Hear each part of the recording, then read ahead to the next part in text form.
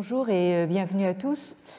Je veux dire, je vous admire parce que j'ai l'impression que qu'il pleuve, qu'il neige, etc. Vous êtes fidèles au rendez-vous et même quand notre gouvernement vient de tomber, que c'est un jour de grève, rien ne vous décourage. Bon, franchement, à votre place, moi je resterai couchée. Hein. C'est la nouvelle mode en Chine.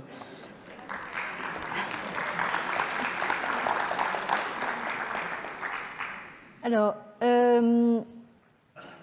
la semaine dernière, nous avons vu comment la qualification de la Chine de despotique par Montesquieu, après avoir été adoptée, voire appropriée, par des intellectuels chinois du tout début du XXe siècle, comme Liang Qichao, a été à l'inverse, complètement à l'inverse, violemment rejeté par des intellectuels chinois d'aujourd'hui, comme le professeur Bai Tongdong de l'université Fudan de Shanghai.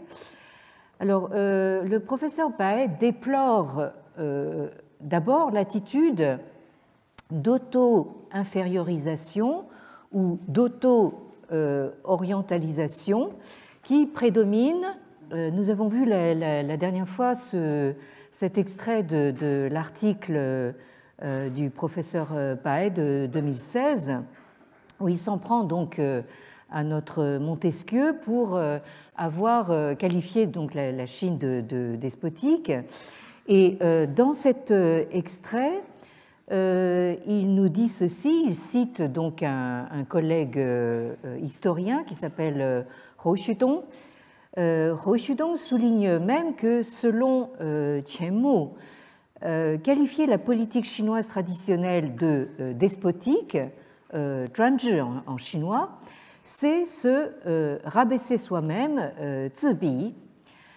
Et selon les propres termes, toujours de Hou Xudong, donc, la théorie du despotisme chinois était à l'origine un dénigrement malveillant de l'Orient par l'Occident pour prouver sa propre supériorité et légitimer sa colonisation, et l'acceptation par les Chinois d'un tel récit était une auto-orientalisation.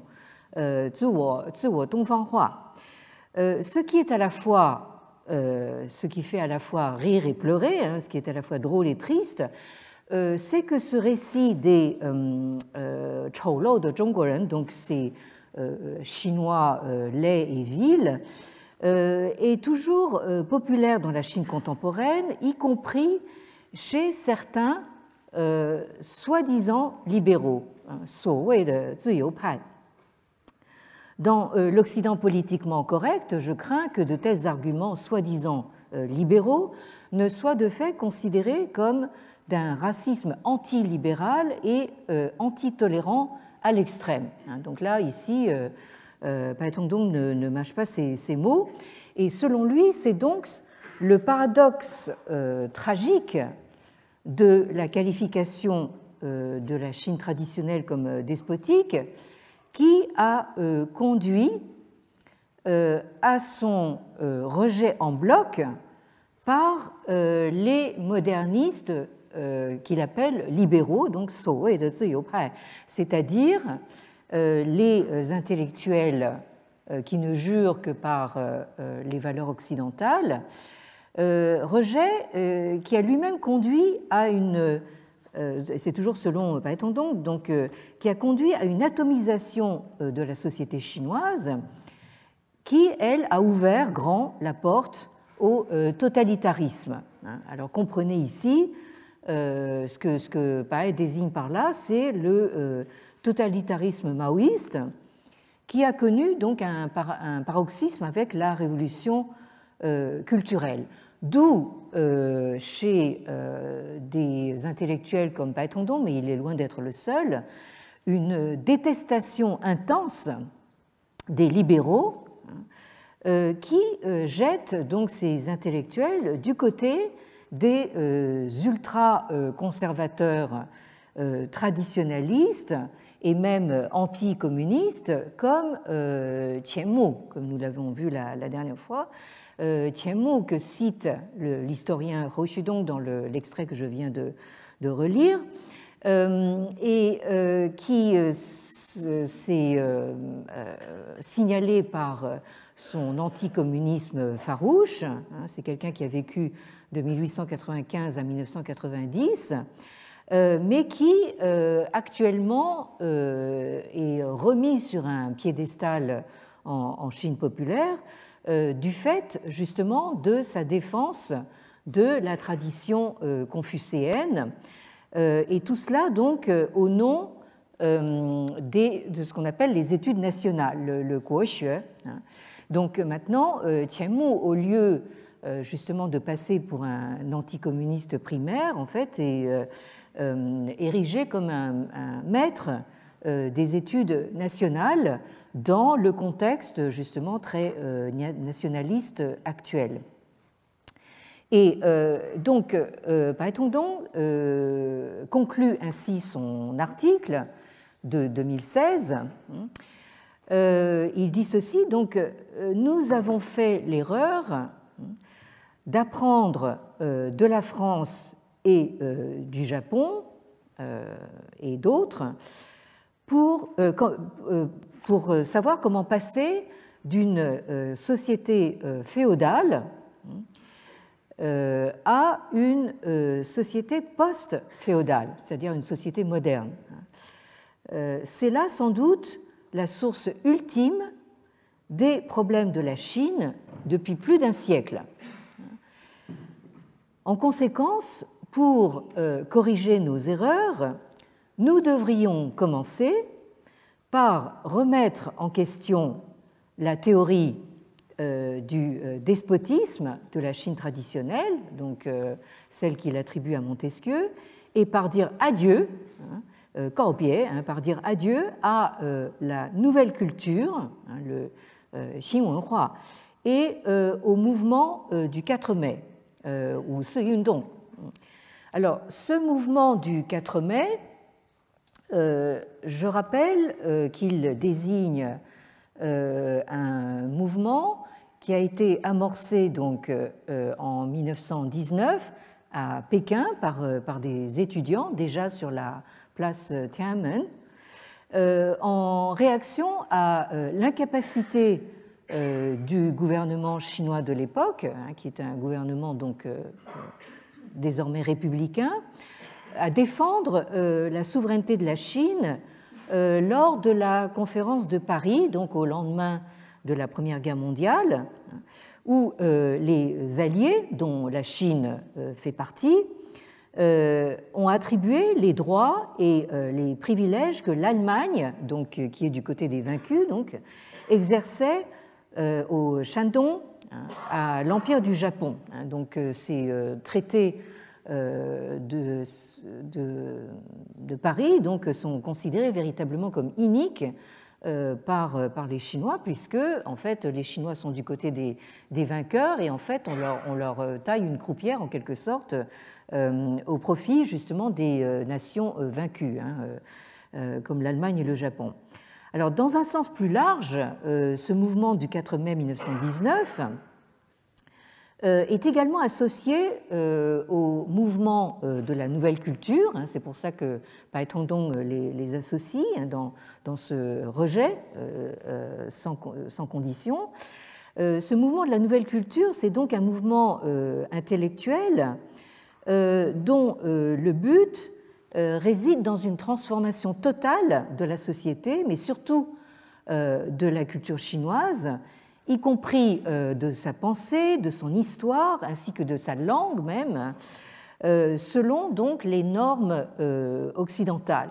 Et de fait, les slogans principaux qu'on entend lors du 4 mai 1919, c'est le fameux Da Dao Kong Jia Dian, c'est-à-dire donc à bas Confucius et sa boutique, c'est-à-dire il y a un rejet en fait en bloc de toute la culture, de la tradition confucéenne, et donc une une sorte de culte, on pourrait dire, pour ce que justement ces intellectuels modernistes appellent Monsieur Science, Sai Xiansheng, et Monsieur Démocratie, De Xiansheng, qu'on va voir réapparaître. Et alors, évidemment, c'est difficile de sous-estimer l'importance de ce mouvement du 4 mai pour la modernisation chinoise. Ça a été véritablement un tournant, hein, et on l'a souvent décrit d'ailleurs comme les Lumières chinoises, hein, c'est-à-dire que très souvent, bon, les Occidentaux, effectivement, dans leur condescendance, se tournent vers les Chinois en leur disant « Mais est-ce que vous avez eu un moment des Lumières chez vous, hein? Est-ce que vous avez ça en magasin ?» Eh bien, écoutez, donc là, ce mouvement du 4 mai est considéré comme justement ces Lumières chinoises dans la mesure où la culture traditionnelle fait l'objet d'un abandon total au profit donc de son pendant occidental, alors que l'historiographie chinoise de cette époque tend à occulter les idées de toute une partie des intellectuels dits conservateurs, comme Qian Mu, qui refusent pour leur part de lier la tradition chinoise aux crises du pays, c'est-à-dire qu'en fait ils font la distinction entre justement cette Chine de fait complètement arriérée, sur le point d'être supprimée de la carte du monde, hein, et la tradition confucéenne, alors que les modernistes mettent justement tous ces mots MAUX de la Chine sur le compte justement de la tradition confucéenne. Alors, je pense que c'est intéressant d'avoir un rapide aperçu de l'histoire chinoise du XXe siècle à travers ce qui s'est passé simplement sur cette place Tiananmen. Donc, vous avez donc 1919 avec donc ces étudiants, ces intellectuels et une partie de la population de Pékin qui manifestent donc sur la place. Donc, en pensant à ceux qui manifestent aujourd'hui, hein, il faudrait qu'ils sachent qu'ils ne sont pas les seuls à savoir manifester et que même les Chinois savent manifester, hein, quand ils ont la possibilité. Donc, vous voyez, ils agitent des pancartes, la place est absolument noire de monde, hein. Et alors, ce qui est assez intéressant, c'est de remarquer que les événements importants sur cette place ont lieu, en général, ce n'est pas tout à fait systématique, mais en général, une année qui se termine en 9. Donc vous avez 4 mai 1919, ensuite le 1er octobre 1949, toujours sur cette même place, Mao Zedong donc, proclame l'instauration de la République populaire, hein, sur la place. Alors, 10 ans plus tard, vous avez donc le mouvement du Grand Bond en avant, hein, qui sera le début justement des gros ennuis donc, de la Chine maoïste, hein. Mao, dans sa folie visionnaire, donc, lance ce Grand Bond en avant qui va entraîner une véritable catastrophe et se terminer dans une des pires famines que la Chine ait connue, hein. Et à peu près 10 ans plus tard, arrive la révolution culturelle, justement dans le sillage de cette famine. Et là, je vous montre une image alors, qui n'a pas eu lieu sur la place Tiananmen, mais qui frappe quand même les imaginations parce que il s'agit donc du père du dirigeant actuel. Le dirigeant actuel, vous savez tous, qui s'appelle Xi Jinping. Voici son père, donc Xi Zhongxun, qui est attrapé par les gardes rouges et qui porte une pancarte infamante qui le traite de Fantanfens, c'est-à-dire donc d'éléments antipartis. Bon. Donc là, je pense que on peut comprendre un tout petit peu ce qui se passe à l'heure actuelle sous le régime de Xi Jinping en se remémorant un petit peu ce qu'il a vécu adolescent. Hein. C'est-à-dire qu'à l'époque, nous sommes en 1967, Xi Jinping est un jeune adolescent à l'époque et lui-même donc sera envoyé à la campagne, comme on dit, une expérience assez éprouvante pour lui, mais qui va le marquer à vie. Hein. Donc voilà.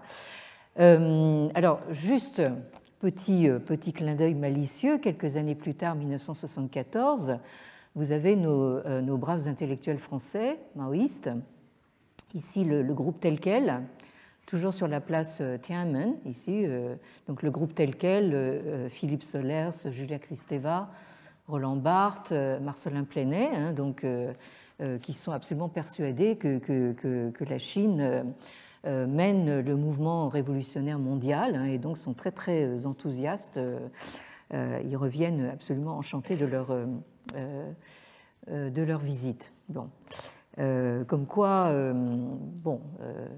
certes, je crois qu'on leur a fait voir ce qu'il fallait qu'ils voient, mais il y a quand même une forme d'aveuglement, je pense, hein, chez certains de nos intellectuels. Alors, 10 ans plus tard, ou plus exactement une génération plus tard, vous avez le mouvement de nouveau des étudiants, hein, sur la même place Tiananmen en avril-mai 1989. Alors vous voyez ici donc les étudiants qui brandissent cette banderole qui dit 70 ans, déjà 70 ans, c'est-à-dire 70 ans depuis le 4 mai 1919. Et ces étudiants sont parfaitement conscients que, au fond, leur mouvement est une sorte de résurgence du mouvement du 4 mai, puisque vous avez cette autre banderole, hein, qui surgit exactement le 4 mai 1989, où il est fait référence à De Xiesheng, c'est-à-dire donc Monsieur Démocratie, De Xiesheng Ni Hao, c'est-à-dire donc bonjour Monsieur Démocratie, en faisant référence justement au De Xiesheng de 1919. Et là, pour ceux qui ne lisent pas le chinois, cette banderole dit clairement ce que les étudiants veulent, liberté, la liberté. Et vous savez comment se termine la chose, donc avec les chars, hein, donc sur cette place. Alors, je profite de ce passage en revue, si j'ose dire, non pas des troupes, mais de ces images de la place, pour faire un tout petit retour en arrière. Nous venons de voir donc mai 1989. Un petit retour en arrière en octobre 1979, qui marque en fait une sorte de premier printemps démocratique. Nous sommes en fait au lendemain de la mort de Mao, du grand timonier, de l'élimination donc de la bande des quatre. Donc nous sommes donc au lendemain de la fin de la révolution culturelle. La Chine sort à peine de l'ère maoïste, et vous avez un petit groupe d'artistes autodidactes qui se baptisent eux-mêmes Xingxing, c'est-à-dire les étoiles, et qui, vous les avez ici, hein, donc vous allez les reconnaître bientôt, qui organisent donc une exposition sauvage de leurs œuvres sur les grilles du musée des Beaux-Arts à Pékin. Donc exposition sauvage parce que évidemment ils n'ont pas obtenu l'autorisation. Et de fait, donc c'est quand même très osé. Et comme de juste, l'exposition est décrochée, c'est-à-dire annulée par les autorités au bout de 3 jours. Mais pendant ces 3 jours, cette exposition non autorisée attire quand même à peu près 30 000 Pékinois qui sont avides de s'ouvrir au monde et qui découvrent à peu près 150 œuvres qui ne relèvent plus de l'art socialiste au service du peuple, mais qui sont totalement libérées du carcan idéologique et qui sont signées de ce groupe de 23 artistes qui ont pour leitmotiv donc la liberté de création. Et on peut dire que cette exposition sauvage est véritablement l'acte de création de l'art contemporain chinois, en dehors justement de l'art officiel. Alors, comme je l'ai dit, comme de juste, enfin, il faut quand même que nous nous rappelions que nous sommes sous un régime communiste. L'exposition donc est décrochée. Et alors, en signe de protestation, ces artistes organisent une manifestation que voilà, sous la bannière de ce slogan, donc Wei Hu Xianfa Youxing, donc une manifestation pour la protection, la sauvegarde du Xianfa, c'est-à-dire donc de la loi constitutionnelle. Donc ils reprennent ici ce terme de Xianfa qui existe dans le vocabulaire chinois comme nous l'avons vu depuis la fin du XIXe siècle. Donc ils manifestent au nom justement de la sauvegarde des droits constitutionnels. Et vous voyez ici donc en première ligne l'artiste Ma Desheng avec ses béquilles. Ma Desheng est handicapé par une poliomyélite qu'il a contractée enfant, et donc c'est quelqu'un qui s'est toujours déplacé donc avec des béquilles et maintenant en fauteuil roulant. Mais ça ne l'empêche pas, et j'aime mieux vous dire, je suis témoin, de danser le rock, y compris avec le fauteuil roulant. Donc voilà. Et dans la manifestation, vous avez également le sculpteur Wang Heping qui porte une pancarte qui est elle aussi très claire, Yao Yi Shu Ziyou, c'est-à-dire nous voulons la liberté artistique, nous voulons la liberté d'expression pour les artistes. Alors, cette joyeuse bande, nous la retrouvons quelques décennies plus tard. C'est une photo qui a été prise récemment en France. Donc vous avez de gauche à droite donc l'artiste Wang Heping, donc celui qui portait cette pancarte, Ma Desheng, donc actuellement donc en fauteuil roulant, et debout à droite l'artiste Huang Rui. Et derrière, vous voyez une sculpture de Wang Heping qui s'appelle Silence et que vous voyez d'un peu plus près ici.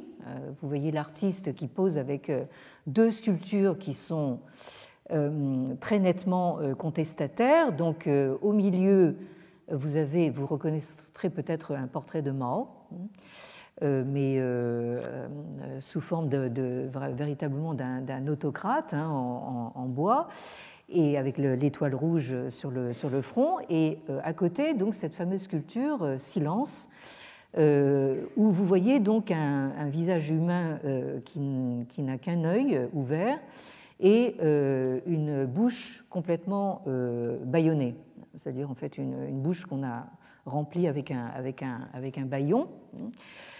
Et vous avez sur cette photo donc l'artiste Wang Heping actuellement à l'œuvre, ici récemment en résidence au château de Chambord. Il est exilé en France. Et on pourrait croire que justement les sculptures de Wang Keping sont maintenant dépolitisées. Il fait beaucoup il travaille toujours le bois à partir du bois brut, c'est-à-dire il attaque carrément le tronc d'arbre, et il en fait donc des figures humaines, soit des figures de couple enlacés ou de femmes, etc. Mais on se tromperait si on pensait que Wang Keping est assagi en quelque sorte, qu'il s'est rangé. Il a accepté récemment, c'était en 2020, pour une fois abandonner le bois et travailler le métal pour sculpter cette chaise qui fait référence à la chaise vide laissée par Liu Xiaobo au moment de la remise de son prix Nobel de la paix. Liu Xiaobo n'a pas pu faire le voyage jusqu'à Stockholm puisqu'il était emprisonné, et il est d'ailleurs mort d'un cancer sans soins quelques années plus tard. Donc Liu Xiaobo, moi, ça me frappe toujours parce que c'est quelqu'un qui est né la même année que moi, en 1955, et qui est mort en 2017, donc après des années de détention.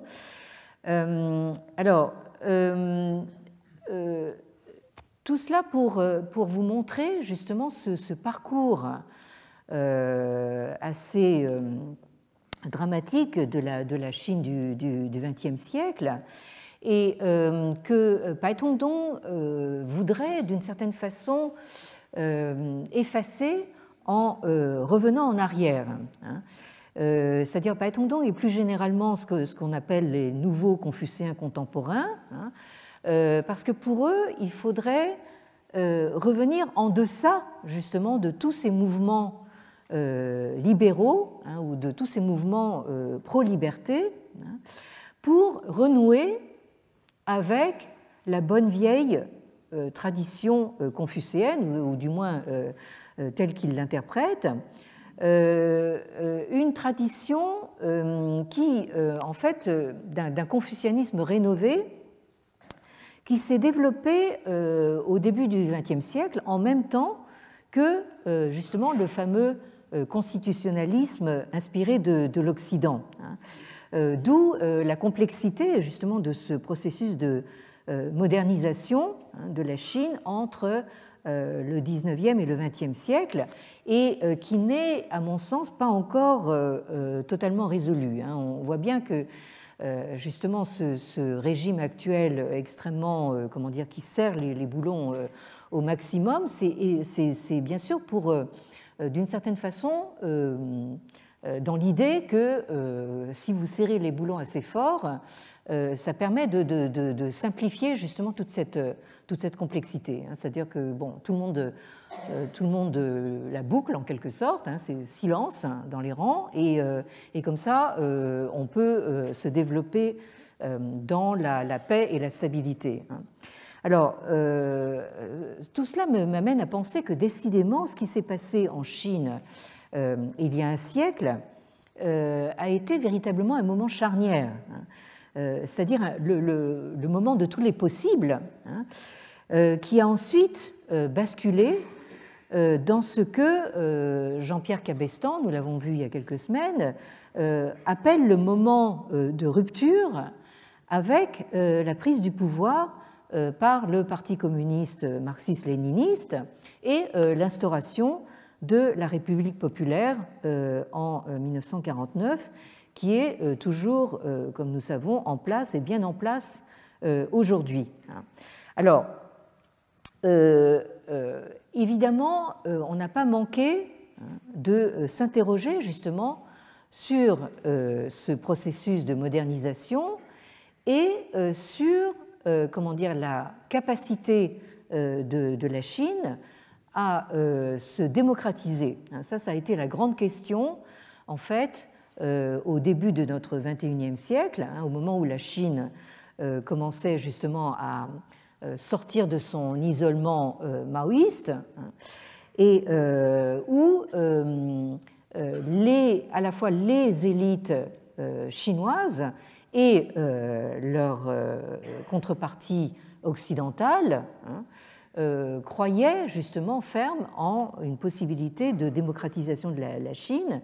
Et c'est ce qui apparaît dans ce volume intitulé donc La Chine et la démocratie, paru en 2007 chez Fayard. Bon, heureusement, c'était avant la tournure qu'ont prise les choses chez Fayard. Hein. Donc un volume coédité par Pierre-Étienne Ville et Mireille Delmas-Marty, qui ont tous les deux été professeurs ici au Collège de France. Pierre-Étienne Ville, ici, donc professeur honoraire qui a été titulaire de la chaire Histoire de la Chine moderne entre 1991 et 2014, et Mireille Delmas-Marty, juriste, donc, qui a occupé la chaire d'études juridiques comparatives et internationalisation du droit entre 2003 et 2011 et malheureusement décédée en 2022. Alors, voici ce que dit Frédéric Bobin dans un compte-rendu de cet ouvrage. Je le cite in extenso parce que je pense qu'il a bien compris donc l'esprit de ce volume auquel j'ai participé. Alors, il écrit ceci, il intitule son compte-rendu « La Chine et la démocratie, l'empire métamorphosé ». Et il dit ceci, « À l'heure du réveil du dragon, de sa puissance déployée, de son irruption dans l'arène du monde, on n'entend plus guère poser la question « et la démocratie ?»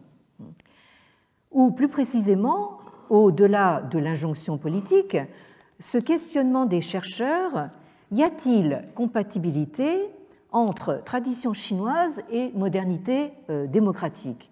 Et si oui, où repérer les connexions et les chevauchements? Admettant que l'interpellation a déserté les forums, l'historien sinologue Pierre-Étienne Ville, qui a dirigé avec la juriste Mireille Delmas-Marty cette somme sur la Chine et la démocratie, nourrie d'une vingtaine de contributions de spécialistes, s'interroge: est-ce à dire que le présent ouvrage arrive trop tard? Pour répondre aussitôt, nous sommes convaincus du contraire. On connaît les objections de ceux qui nient toute pertinence à la question démocratique en Chine. Elles sont de deux ordres. La première puise dans les thèses développementalistes. La priorité est à la croissance économique et à la lutte contre la pauvreté, et non à une démocratisation politique qui précipiterait la Chine dans le chaos social. La seconde se réclame du culturalisme. L'héritage confucéen, fondé sur un emboîtement d'allégeance au sommet duquel trône la figure de l'empereur, condamne la Chine à l'autoritarisme. Ces deux obstacles sont de nature différente. Le premier évoque l'immaturité, le second l'infirmité, mais ils se recoupent pour tisser l'actuel argumentaire antidémocratique. Or, c'est contre cette propension à clore le débat que se dressent les contributeurs de La Chine et la démocratie. Ils rouvrent la question de la modernité politique en Chine en exhumant un héritage national qui est très loin d'être univoque. La complexité de l'histoire politique, même impériale, tout autant que les travaux de réinterprétation des classiques auxquels se sont livrés des auteurs néo-confucéens, sont riches en, entre guillemets, ressources et en bourgeons qui invalident l'idée d'une fatalité de la servitude chinoise, comme l'a du reste illustré avec éclat la trajectoire libérale de Taïwan.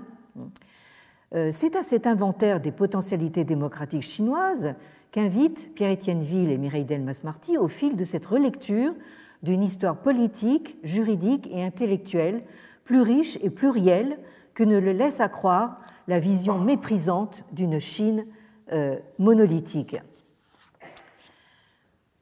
Ainsi, l'histoire chinoise ne se confond-elle nullement avec arbitraire et soumission, comme le montre encore la floraison des sociétés d'études ayant précédé puis accompagné l'expérience parlementaire de 1912-1913, sorte d'école de l'autonomie politique. Cette réévaluation de la tradition permet de mieux comprendre l'empressement avec lequel la société chinoise a tourné la page maoïste. L'héritage était là, n'aspirant qu'à être réactivé.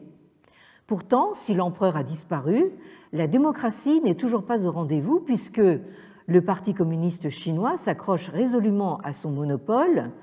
En attendant cette introuvable démocratie, c'est autour de l'état de droit, prudemment entériné par le Parti communiste, alors là nous sommes en 2007, la situation a beaucoup changé depuis, mais dirigé par la mondialisation économique, que s'enhardissent toutes les attentes. Avec un enthousiasme non dissimulé, Mireille Delmas-Marty voit la Chine comme un laboratoire abritant des hybridations susceptibles de féconder le champ politique dans un esprit démocratique. Alors, Frédéric Bobin a tout à fait raison de modérer l'enthousiasme de Mireille Delmas-Marty en disant « on ne saurait être aussi affirmatif », mais on trouvera sûrement dans cet ouvrage ambitieux et exigeant matière à enrichir le regard sur le réveil chinois. Alors, il se trouve justement donc que j'ai été entraînée dans ce volume. J'ai fait une contribution précisément sur justement cette thématique des ressources ou des bourgeons ou des germes de démocratie qu'on pourrait trouver dans le confucianisme.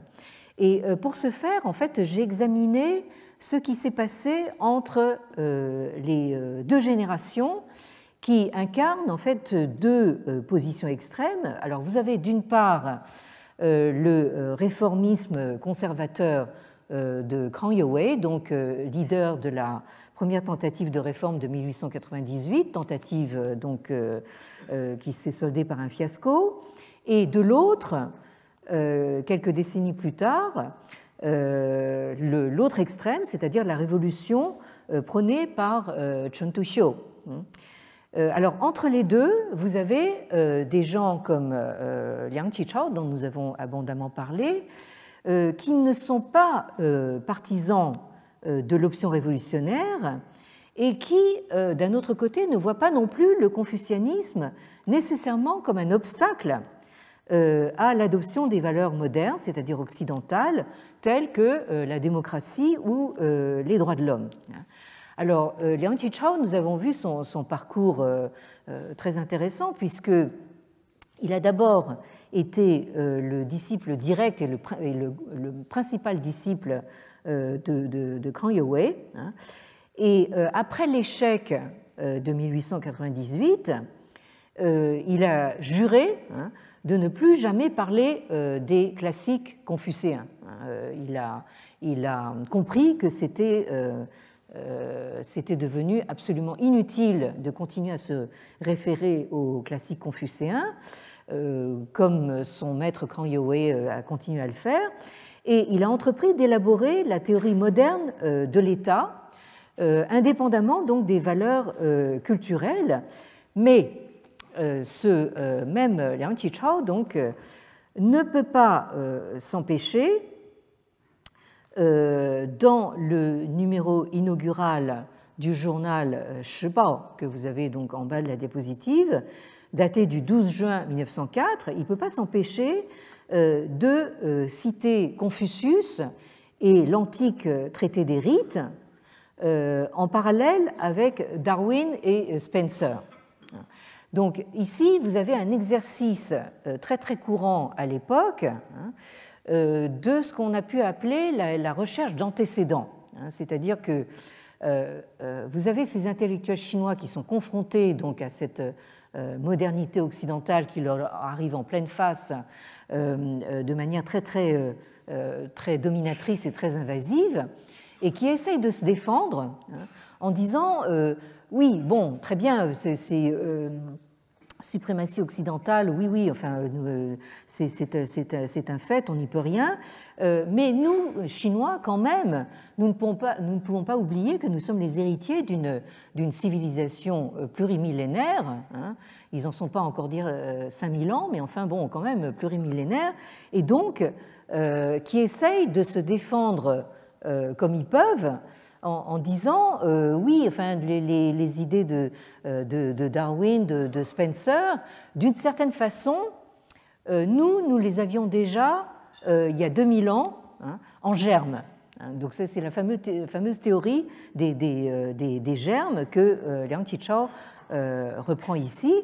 Et dans l'édition du 29 novembre 1911 de ce même Shibao,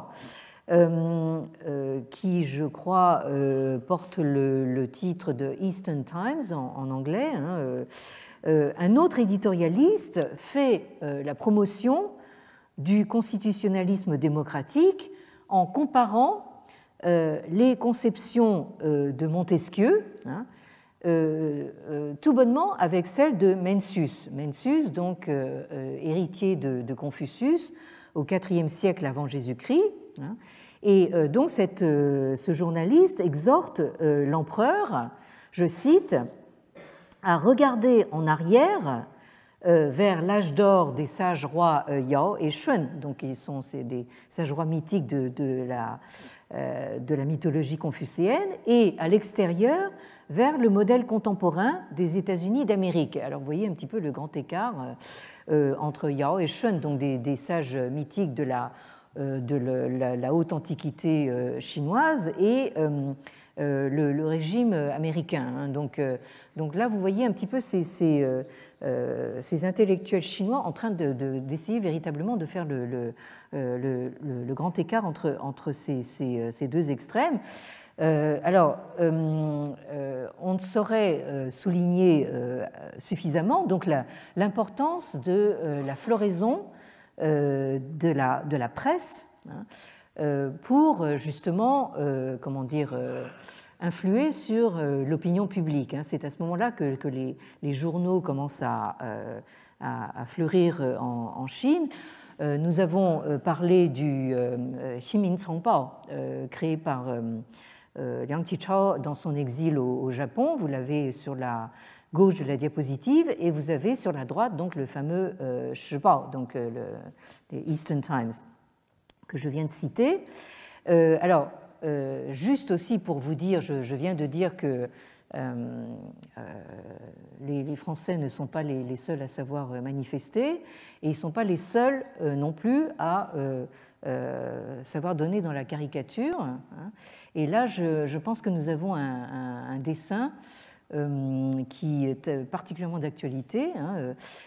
Vous avez ici donc une caricature qui vous dit que quand le peuple souffle ensemble, hein, d'un seul souffle, il a une très grande efficacité. Hein, c'est-à-dire qu'il est capable de chasser juste en soufflant donc le gouvernement en place. Donc, si vous voulez en savoir plus sur l'art de la caricature en Chine, mais aussi ailleurs en Asie, il y a cet ouvrage tout à fait récent de nos collègues Laurent Baridon et Marie Laureillard, paru donc aux éditions Hémisphère, qui s'intitule Caricature en Extrême-Orient, origine, rencontre, métissage, qui est paru donc tout récemment en mars 2024. Alors, la chercheuse, disons américaine, qui a insisté le plus, enfin qui a travaillé le plus justement sur cette importance de la presse écrite, hein, de la floraison de la presse écrite, c'est une collègue qui s'appelle Joan Judge, que vous avez ici, qui est actuellement donc professeure au département d'histoire de l'université York de Toronto au Canada, et qui est venue en mai 2024, là aussi assez récemment, à Paris, à l'invitation de notre collègue de l'EHESS Sébastien Weigue, donner une série de conférences. Et donc, Joan Judge est depuis très longtemps donc, la spécialiste de cette floraison de la presse écrite au début du XXe siècle. Elle a publié notamment donc, ce livre que vous avez à l'image, qui s'intitule Print and Politics, Shibao and the Culture of Reform in Late Qing China. Donc, la presse et la politique, le Shibao, donc le journal Eastern Times, et la culture de la réforme dans la Chine de la fin des Qing, donc de la dynastie Manchu, paru aux presses universitaires de Stanford en 1996. Et dans ce livre, elle montre comment les contributeurs à ce journal, le Shibao des années 1910, continuent à rapporter le constitutionnalisme occidental au Loki Classici de ce qu'il est convenu d'appeler le Minpen Sixiang. Donc, ce que vous avez inscrit à l'image, c'est-à-dire cette pensée qui conçoit le peuple comme fondement de l'ordre politique. Alors, nous allons être amenés à nous attarder un tout petit peu sur justement ce Minpen Sixiang parce que c'est quelque chose qui a encore ses répercussions à l'heure actuelle. Alors, dans un article qu'elle a fait paraître avant justement cet ouvrage, un article qui s'intitule Public Opinion and the New Politics of Contestation in the Late Qing, 1904 to 1911. Donc, l'opinion publique et la nouvelle politique de contestation à la fin des Qing, entre 1904 et 1911, qui est paru dans la revue Modern China en janvier 1994. Donc, elle nous explique comment s'est développée justement cette notion d'opinion publique en Chine, et donc l'opinion publique qui est véritablement centrale à la formation d'une véritable société civile au début du XXe siècle, par le truchement justement de ce développement de la presse écrite. Alors, je la cite. For the late Qing reformists, as for the pre-French Revolution theorists, public opinion was the motor of history and the transmuter of political structures. With opposition to absolutism as its unifying principle and the rationalization of political domination as its ultimate objective, this irrepressible force would propel China from the closed world of dynastic imperium into the open realm of public politics. The sources of authority for this new public opinion were drawn from both, I quote, the greater meaning handed down by the classics and, I quote, the major trend in the world toward freedom of expression. Alors, je traduis. Donc, pour les réformateurs de la fin des Qing, comme pour les théoriciens d'avant la Révolution française, l'opinion publique était le moteur de l'histoire et le transmutateur des structures politiques. Avec l'opposition à l'absolutisme comme principe unificateur et la rationalisation de la domination politique comme objectif ultime, cette force irrépressible allait propulser la Chine du monde fermé de l'impérium dynastique vers le domaine ouvert de la politique publique. Les sources d'autorité de cette nouvelle opinion publique ont été puisées à la fois dans, et elle cite donc le journal de l'époque, 1908, dans le sens plus large transmis par les classiques et dans la tendance majeure dans le monde vers la liberté d'expression. Donc il y a deux dimensions ici qu'elle va développer dans son article, c'est-à-dire que les ressources qui sont mobilisées ici par les éditorialistes du début du XXe siècle en Chine, c'est d'une part donc aller chercher dans le réservoir des classiques confucéens et d'autre part des sources d'inspiration dans le monde extérieur, c'est-à-dire le monde occidental, qui lui est porté vers la liberté d'expression. Et elle continue en disant que pour construire et valider le concept d'opinion publique, les journalistes chinois se sont d'abord tournés vers cette ancienne pensée du Minpen, c'est-à-dire le peuple comme fondement de la nation, qu'ils ont l'impression de retrouver chez Mencius. Donc, comme je le disais, Mencius qui a vécu au IVe siècle avant notre ère, qui se réclame comme un héritier de Confucius. Et donc un essai de 1909, cité par John Judge, établit un lien direct entre la presse, ce nouveau phénomène en Chine, la presse elle-même, et cette pensée du Minpen, c'est-à-dire donc du peuple comme fondement. Et elle le cite, cet essai, la création de bureaux de presse, tenez-vous bien, était l'intention originelle des anciens sages. Bon, alors autrement dit, en fait, genre 3000 ans avant Jésus-Christ, donc les Chinois avaient déjà tout inventé. Bon, enfin, ça c'est un peu une tendance générale chez les Chinois qui vous diront que, bon, vous avez beau leur parler de n'importe quoi, de la physique quantique, etc., ils vous diront, bah, nous on avait ça il y a plusieurs milliers d'années.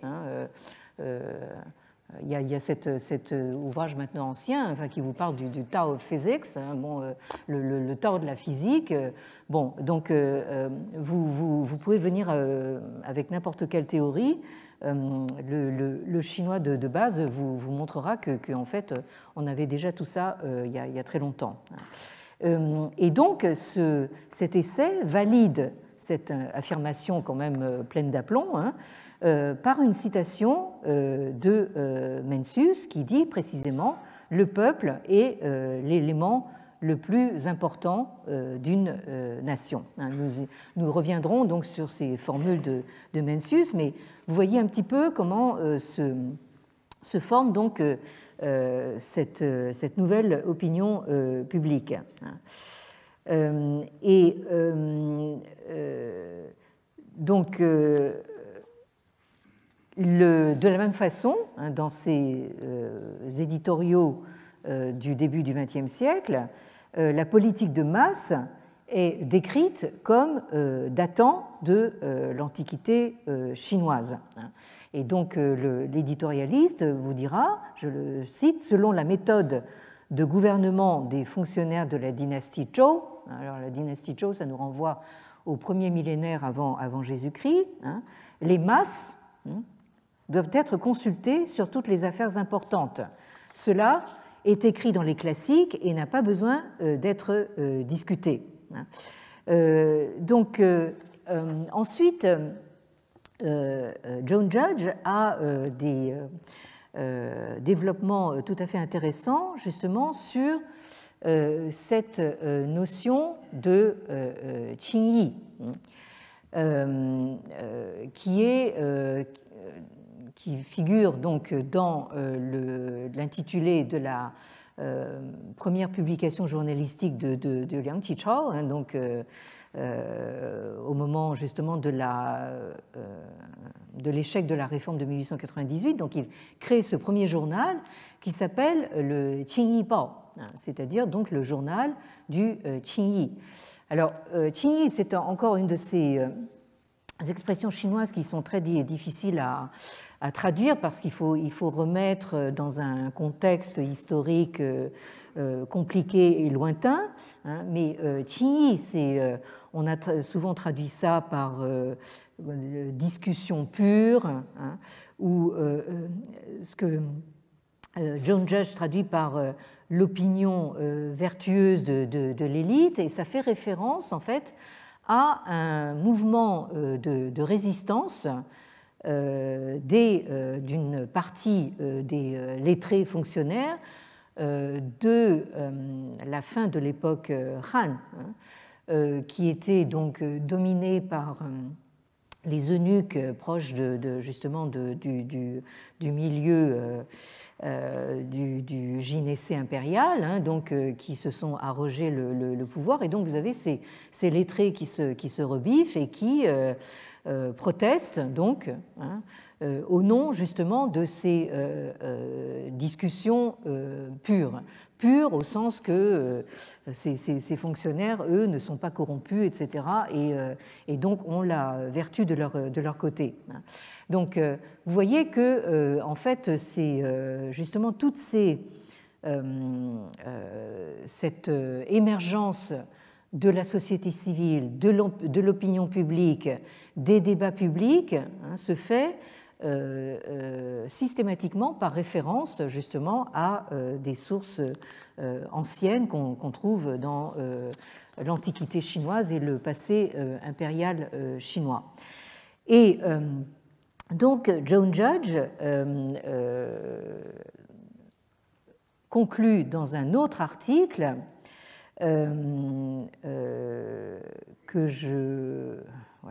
qu'elle fait paraître dans ce volume intitulé Confucianism and Human Rights, le confucianisme et les droits humains ou droits de l'homme, donc édité par William Theodore de Barry et Tu Heming, paru donc en 1998 aux presses universitaires de Columbia à New York.